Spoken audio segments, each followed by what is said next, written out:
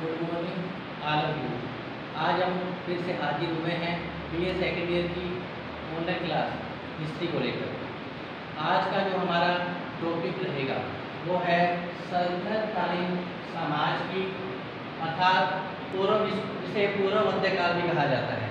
तो सल्तनतकालीन यानी कि पूर्व मध्यकालीन समाज की सामाजिक और आर्थिक दशा के बारे में जानकारी प्राप्त करेंगे। तो हमारा सल्तनतकालीन जो समाज था वो 1206 से लेकर 1526 तक था। तो इससे पूर्व आइए हम जानकारी प्राप्त करते हैं जो टॉपिक हमारा कल चल रहा था, अर्थात फिरोज तुगलक।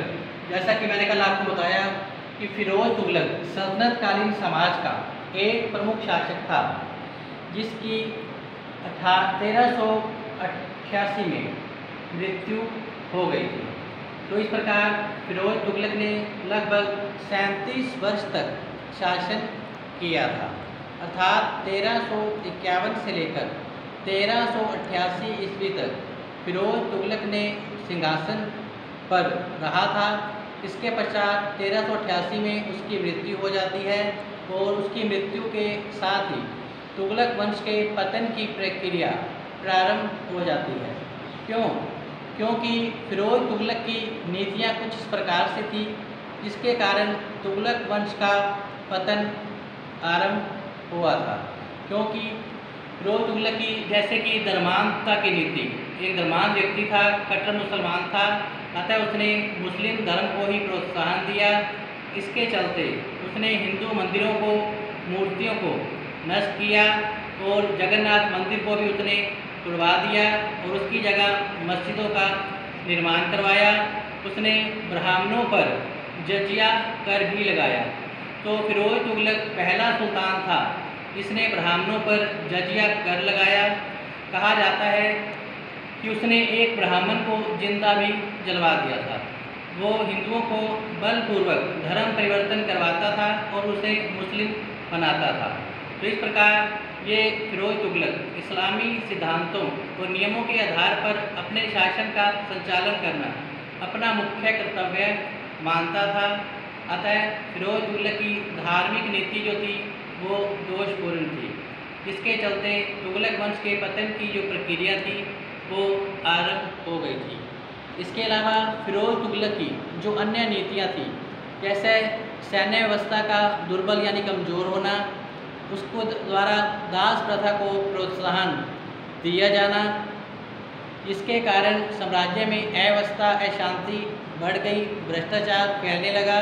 उसकी जो न्याय व्यवस्था थी, उदार दंड विधान था उसका, अर्थात अपराधियों को कठोर दंड देना उसने बंद कर दिया था। सैनिकों का हुलिया नोट करना, घोड़ों को दागने की प्रथा उसके द्वारा बंद कर दी गई थी और सैनिक सेवा उसने वंशानुगत बना दी थी। इसके अलावा उसने सैनिकों को वेतन की बजाय जागीरें देना उचित समझा, जिसके कारण साम्राज्य में भ्रष्टाचार फैला। और यही कारण है कि फिरोज तुगलक की नीतियाँ ही तुगलक वंश के पतन के लिए उत्तरदायी कही जाती हैं। तो कुछ इतिहासकारों ने इसे एक आदर्श शासक की संज्ञा दी, तो कुछ लोगों ने इसे केवल मुस्लिम वर्ग का शासक ही घोषित किया और कुछ इतिहासकारों ने इन्हें इसकी तुलना जो है अकबर से भी की है, इलियड और एल्फिंटस ने। लेकिन वास्तव में ये अपने समय का अकबर नहीं था, क्योंकि अन्य इतिहासकारों ने इसकी आलोचना की कि ये केवल मुस्लिम वर्ग के कल्याण के बारे में ज़्यादा सोचता था, हिंदू धर्म के प्रति इसकी निष्ठा नहीं थी, अतः ये अपनी प्रजा के साथ भेदभाव करता था। चाहे इसका कारण कुछ भी रहा हो तो, लेकिन फिरोज तुगलक ने लगभग 37 वर्ष तक शासन किया, जो कि उसके भाग्य का परिणाम था। तो इस प्रकार 1388 में फिरोज शाह की मृत्यु हो जाती है। तो फिरोज शाह की मृत्यु के पश्चात गद्दी पर बैठता है तुगलक शाह। गयासुद्दीन तुगलक द्वितीय के नाम से ये शासक बना था। तो इसने 5 माह तक की लगभग शासन किया था और उसके पश्चात अबू बकर नामक व्यक्ति ने क्या कर लिया था, सिंहासन पर अधिकार कर लिया था। तो इसका जो शासन अवधि है वो केवल 5 माह तक ही रही थी। इसके पश्चात जो गद्दी पर बैठा था अबू बकर के पश्चात गद्दी पर जो बैठा वो था शहजादा मोहम्मद। उसने अबू बकर को सिंहासन से हटा दिया और स्वयं दिल्ली के सिंहासन पर बैठ गया। लेकिन उसने जो शासन की अवधि है वो उसने 1389 में वो गद्दी पर बैठा था और उसके पश्चात उसके पुत्र अर्थात हुमायूं, जिसने लगभग 6 सप्ताह तक की शासन किया था और उसके पश्चात मृत्यु हो गई थी। ये जो हुमायूं था वो अलाउद्दीन सिकंदर शाह के नाम से गद्दी पर बैठा था। तो हुमायूं के पश्चात गद्दी पर बैठा उसका पुत्र नासिरुद्दीन मोहम्मद, जिसकी शासन की जो अवधि है वो 1390 से लेकर 1412 ईस्वी तक मानी गई है। तो इसके समय में शासन व्यवस्था धीरे धीरे कमज़ोर पड़ने लगी थी, क्योंकि फिरोज शाह के उत्तराधिकारी लगभग अयोग्य ही थे, शासन व्यवस्था ढंग से संभल नहीं पा रही थी। तो ऐसी परिस्थितियों में क्या हुआ, 1398 में तैमूर लंग ने भारत पर आक्रमण किया और लूट मार करना उसने क्या कर दिया, शुरू कर दिया।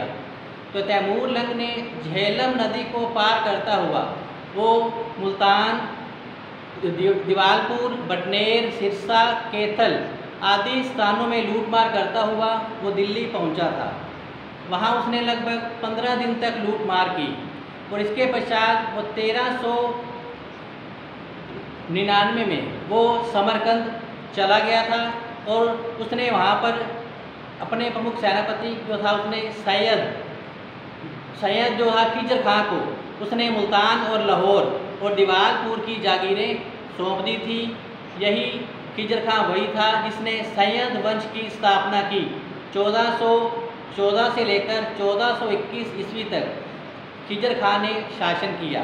तो इस प्रकार तुगलक वंश के पतन के पश्चात नया वंश स्थापित हुआ, सैयद वंश, जिसका संस्थापक खिजर खां को माना जाता है। खिजर खां ने 1414 से लेकर 1421 ईस्वी तक शासन किया। इसके पश्चात मुबारक शाह, इसने 1421 से 1434 ईस्वी तक शासन किया।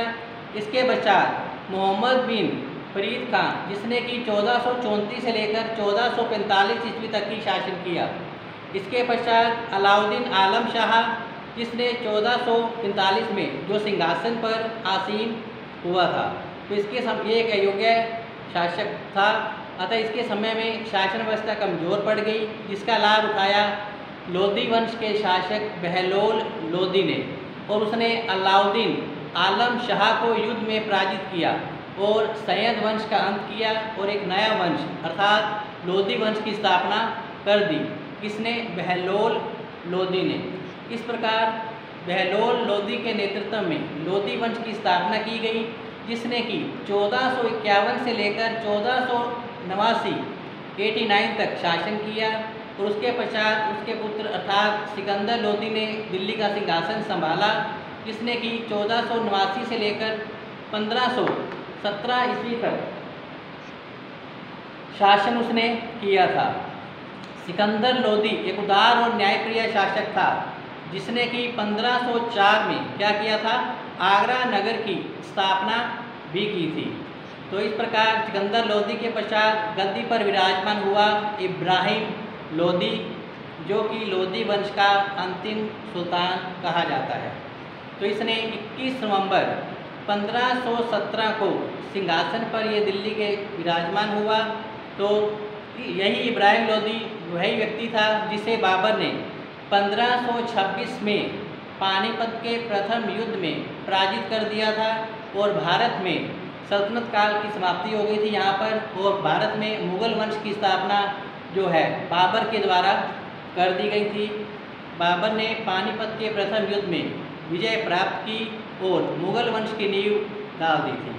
तो ये था सल्तनतकालीन भारतीय समाज के जो अन्य प्रमुख शासक अर्थात फिरोज तुगलक के बाद कौन कौन गद्दी पर बैठे और उनकी शासन अवधि क्या रही। तो इस प्रकार सल्तनत काल की यहाँ समाप्ति होती है और मुग़ल काल की स्थापना जो कि बाबर के द्वारा कर दी जाती है। तो आज का टॉपिक हमारा यही है, सल्तनतकालीन भारतीय समाज की सामाजिक और आर्थिक दशा। तो इस प्रकार अब हम पूर्व मध्यकाल की सामाजिक और आर्थिक दशा के बारे में जानकारी प्राप्त करते हैं तो हमारा जो सल्तनत काल था उसका जो अवधि है वो 1206 से लेकर 1526 ईस्वी तक मानी गई है। तो इस दौरान आइए अब हम देखते हैं सल्तनत कालीन समाज की अर्थात पूर्व मध्यकाल की सामाजिक और आर्थिक दशा।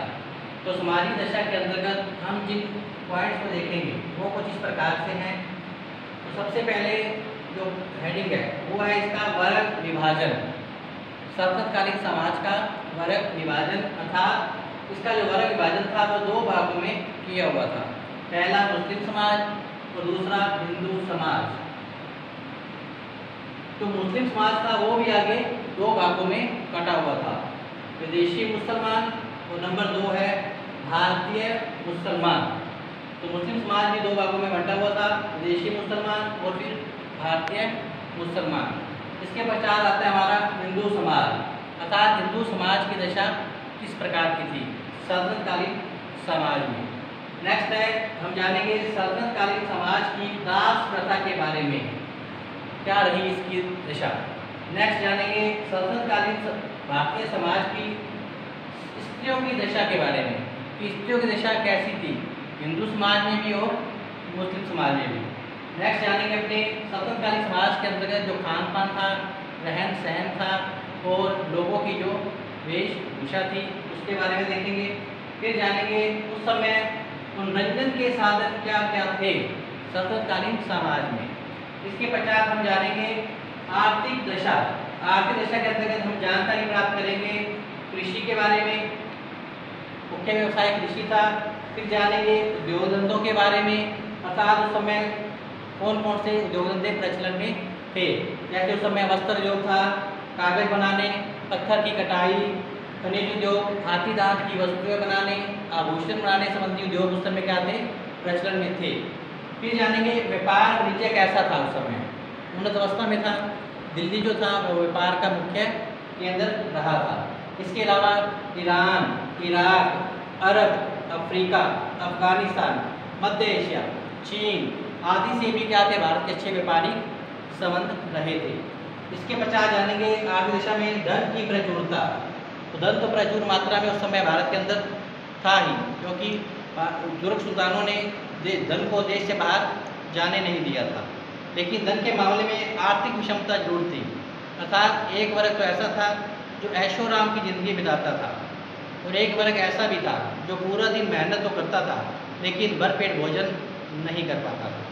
तो इस प्रकार हम सामाजिक और आर्थिक दशा के बारे में जानकारी प्राप्त करेंगे। जैसा कि सल्तनत काल की अवधि जो थी 1206 से लेकर 1526 ईस्वी तक थी। कुतुबुद्दीन ऐबक ने भारत में क्या किया था, तुर्क वंश का जो शासक था इसने गुलाम वंश की नींव डाली थी। तो कुतुबुद्दीन ऐबक से सल्तनतकालीन भारतीय समाज की स्थापना हो जाती है। कुतुबुद्दीन ऐबक के बाद जैसा कि इल्तुतमिश आया, इल्तुतमिश के पश्चात रजिया सुल्तान, बलबन, उसके पश्चात जैसे खिलजी वंश आया, उसके प्रमुख शासक जलालुद्दीन खिलजी, अलाउद्दीन खिलजी आदि मुख्य थे। खिलजी वंश के बाद कौन सा वंश आया, तुगलक वंश। तुगलक वंश में गयासुद्दीन तुगलक, मोहम्मद बिन तुगलक, उसके पश्चात फिरोज तुगलक प्रमुख शासक हुए सल्तनतकालीन भारतीय समाज के।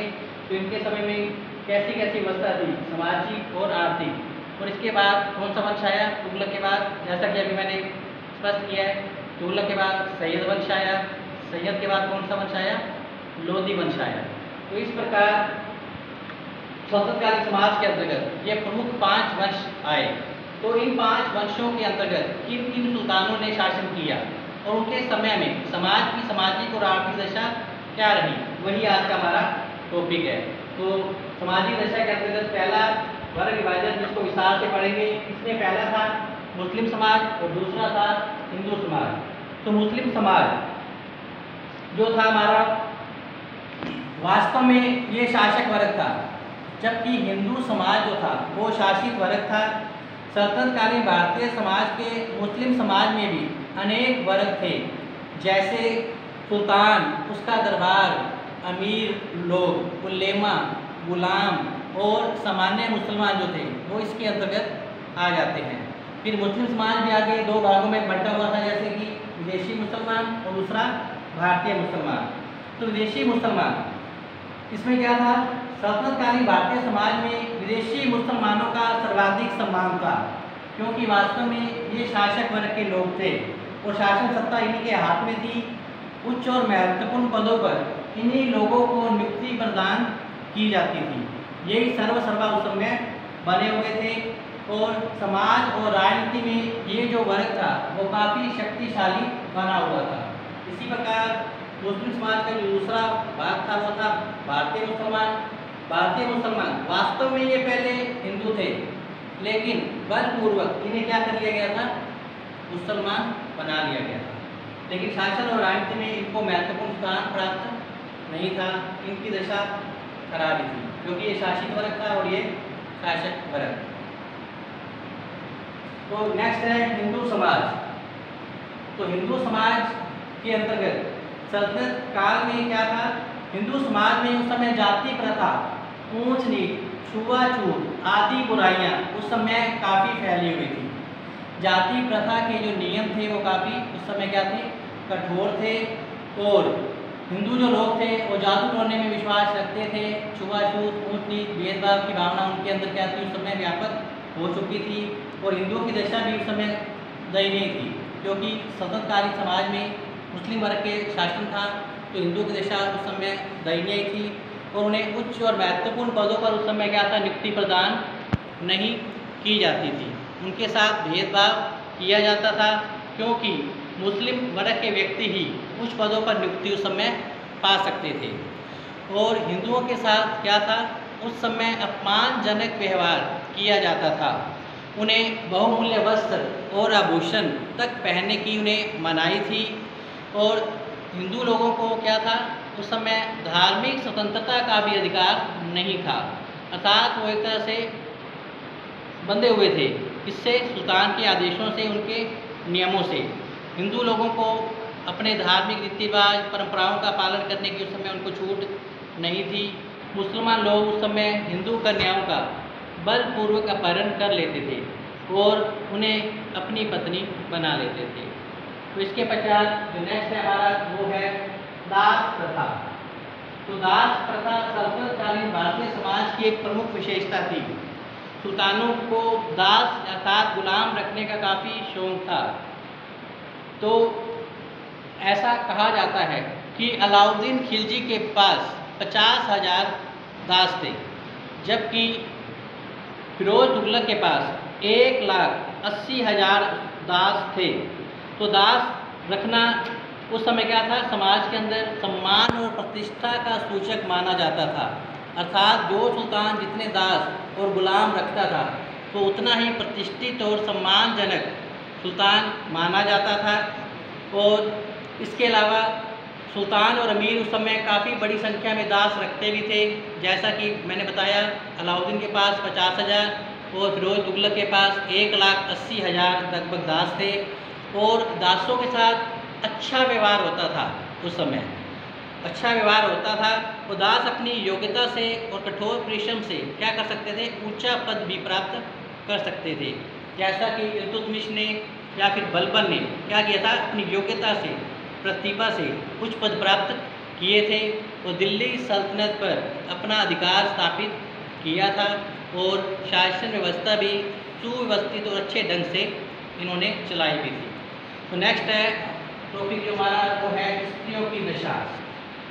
तो जाहिर है हिंदू सल्तनतकालीन भारतीय समाज में स्त्रियों की दशा भी अच्छी नहीं थी, चाहे वो हिंदू समाज की स्त्रियां हो, चाहे वो फिर वो मुस्लिम समाज की स्त्रियां हो। तो इस प्रकार हिंदू समाज में स्त्रियों की दशा काफ़ी खराब थी। क्यों? क्योंकि उस समय स्त्रियों का जो स्थान था वो पुरुषों से क्या था, नीचा था। जीवन के प्रत्येक चरण में उन्हें पुरुष पर ही निर्भर रहना पड़ता था। जैसे कि बाल्यावस्था में अपने पिता के नियंत्रण में रहना, फिर विवाह के उपरांत अपने पति के नियंत्रण में रहना, फिर उसके पश्चात अपने बच्चों के नियंत्रण में रहना। तो इस प्रकार जो स्त्रियां थी वो घर की चार दीवारी में क्या हो गई थी, कैद हो गई थी। तो इस प्रकार स्त्रियों को अनेक कष्ट उस समय उठाने पड़ते थे। सल्तनत काल में क्या था, उस समय लड़की का जन्म जो है अपशकुन माना जाता था। अच्छा नहीं माना जाता था और उस समय बाल विवाह होते थे। जो मुस्लिम लोग थे वो कन्याओं का अपहरण कर लेते थे और उनसे बलपूर्वक अपनी पत्नी बना लेते थे। सती प्रथा का प्रचलन था। जौहर प्रथा भी प्रचलित थी। जैसा कि अलाउद्दीन खिलजी के आक्रमण के समय मेवाड़ के अंदर राणा रतन सिंह की जब युद्ध में विजय होने की आशा नहीं रही तो रानी पद्मिनी ने अपनी 1600 सखियों के साथ क्या कर लिया था, जौहर कर लिया था। तो स्पष्ट है कि सल्तनतकालीन भारतीय समाज में जौहर प्रथा का भी प्रचलन था। सती प्रथा भी उस समय प्रचलित थी और जौहर प्रथा जो थी वो मुख्य रूप से राजपूताना घरानों में ही पाई जाती थी। तो इसके अलावा जब राजपूत योद्धाओं को अपनी पराजय निश्चित जान पड़ती थी तो वो फिर केसरिया बाना पहनकर क्या करते थे, रण क्षेत्र में कूद पड़ते थे और इनकी स्त्रियां जो है अपने आप को आग की लपटों में समर्पित कर देती थी ताकि वो मलेच्छों के हाथों में ना आए। मलेच्छों यानी कि मुस्लिम आक्रमणकारियों के हाथों में वो ना पड़े। तो इसी प्रकार मुसलमानों के कारण ही हिंदू स्त्रियों में क्या हुआ, पर्दा प्रथा का प्रचलन हुआ। तो पर्दा प्रथा के कारण ही क्या हुआ, अशिक्षा व्यापक हो गई। इसमें हिंदू स्त्रियों में पर्दा प्रथा, अशिक्षा व्यापक हो गई और धनी और सम्मानित व्यक्ति के जो लोग थे वो बहु विवाह करते थे, अर्थात बहु विवाह प्रणाली का भी उस समय प्रचलन रहा था। तो जो प्रतिष्ठित लोग थे वो एक से अधिक पत्नियां रखते थे। इसके अलावा मुस्लिम समाज की दशा भी कोई खास अच्छी नहीं थी। उन्हें भी अपने पति के नियंत्रण में रहना पड़ता था। पर्दा प्रथा उनके अंदर भी व्यापक थी। और लेकिन जो मुसलमान वर्ग था इसके अंदर एक ये भी था कि एक मुसलमान एक समय में 4 शादियां कर सकता था। इसके अलावा उनके पास अनेक रखेले और दास दासियां भी उनके पास होती थी। और मुसलमानों में जो पर्दा प्रथा है उसका कठोरता से पालन किया जाता है, अर्थात उन्हें बंदिश में रखा जाता है स्त्रियों को। तो इस प्रकार तलाक प्रथा उस समय प्रचलित थी और मुसलमान तलाक प्रथा प्रचलित थी। मुसलमान स्त्रियों को कुछ विशेषाधिकार थे, जैसे कि पति की मृत्यु के बाद जो मुस्लिम स्त्रियां थी वो एक तो पुनर्विवाह कर सकती थी, पति की संपत्ति में हिस्सा मांग सकती थी, पति को तलाक दे सकती थी और अपने माता पिता की संपत्ति में हिस्सा पा सकती थी। तो इस प्रकार मुस्लिम समाजों को कुछ स्थिति ठीक थी हिंदू स्त्रियों से, लेकिन वैसे तो हिंदू मुस्लिम दोनों स्त्रियों की दशा खराब ही थी सल्तनतकालीन भारतीय समाज में, क्योंकि स्त्रियां जो था स्त्रियों पर जो था इस समय अनेक प्रतिबंध लगे हुए थे। इसके पश्चात आगे जो हमारा टॉपिक है वो है 5वां पॉइंट, खान पान और रहन सहन और वेशभूषा। तो सल्तनत काल में खान पान, रहन सहन और वेशभूषा का स्तर काफ़ी ऊंचा था। अधिकांश हिंदू समय शाकाहारी थे, मांस का प्रयोग करते शाकाहारी थे और हिंदू लोग मांस का प्रयोग नहीं करते थे या फिर बहुत कम करते थे। गेहूँ, जौ, चावल, दूध, घी आदि का सेवन उस समय किया जाता था, लेकिन शूद्रों में मांसाहार का प्रचलन था। विशेष उत्सवों और त्योहारों पर स्वादिष्ट व्यंजन घर में बनाए जाते थे। मुसलमान लोग मांस खूब खाते थे और शराब पीते थे। सल्तनतकालीन भारतीय समाज में क्या था, साधारणतः हिंदू जो थे वो धोती कुर्ता पगड़ी पहनते थे, स्त्रियां साड़ी पहनती थी। सूती ऊनी रेशमी वस्त्रों का प्रयोग उस समय किया जाता था और मुसलमान लोग उत्तम वस्त्रों को पहनते थे। रंगीन मोती जड़ित वस्त्र, बहुमूल्य रंगीन वस्त्र मुस्लिम लोग पहनते थे। उलेमा जो लोग थे, जो कि इस्लामी गुरु कहा जाता है, उलेमा जो लोग थे वो क्या करते थे, उलेमा जो लोग थे वो साफा और लंबा कुर्ता पहनते थे। आभूषण पहनने का रिवाज हिंदू और मुसलमान दोनों में ही था। और इस वर्ग के लोग भोजन में सोने चांदी के बर्तनों का प्रयोग भी करते थे। कुछ राजपूत सामंत कान में बाली पहनते थे और ब्राह्मण लोग तिलक लगाते थे और रेशमी किनारी धोती बांधते थे। उनके हाथ में एक छड़ी और पैरों में खड़ाऊ होते थे।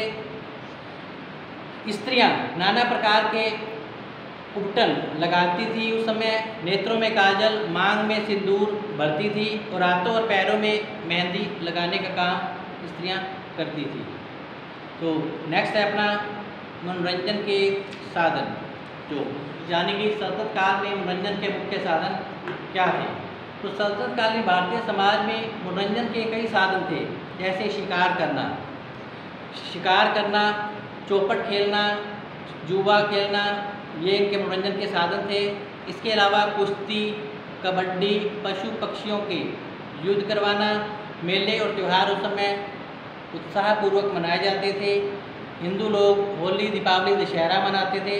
वहीं जो मुस्लिम लोग थे वो मुहर्रम, ईद, नौरोज़, ये त्यौहार आदि उत्साहपूर्वक ये लोग मनाते थे। तो अमीर जो वर्ग था वो शिकार के द्वारा अपना मनोरंजन किया करता था। शतरंज था वो उस समय का प्रमुख खेल माना जाता था। तो इस प्रकार ये जो हमारी सामाजिक दशा है वो यहाँ पर कंप्लीट होती है। अब है नेक्स्ट आर्थिक दशा।